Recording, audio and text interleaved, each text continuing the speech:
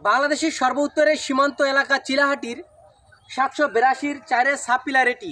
আর এই সীমান্ত দিয়েই গতকাল রাত 9টায় 3টি শিশু পার হতে গিয়ে বর্ডার গার্ড বাংলাদেশ বিজিবির 56 যে ব্যাটালিয়ন আছে ডাঙ্গাপাড়ার, তাদের টহল বাহিনীর হাতে ধরা পড়ে। বিজিবি 56 ব্যাটালিয়ন জানায়, সোমবার রাত 9টায় ডাঙ্গাপাড়া বিওপির 782 নং মেন পিলারের সাব পিলার সাইরের কাছে ওই শিশুদের সন্দেহজনকভাবে ঘোরাফেরা করতে দেখা যায়। তারা শূন্যরেখা থেকে 20 গজ অভ্যন্তরে অবস্থান করছিল। বিজিবির টহল দল বিষয়টি বুঝতে পেরে দ্রুত তাদের হেফাজতে নেয়। আটককৃত শিশুরা হলেন নারায়ণগঞ্জের সিদ্ধিরগঞ্জের ইরফান 12, ঢাকার কোনাবাড়ির সাজ্জাদ 13 এবং সুনামগঞ্জ ছাতকের 26-10। তারা একে অপরের বন্ধু বলে বিজিবিকে জানায়।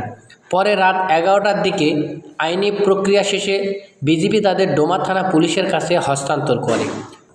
News desk, Chilahati web.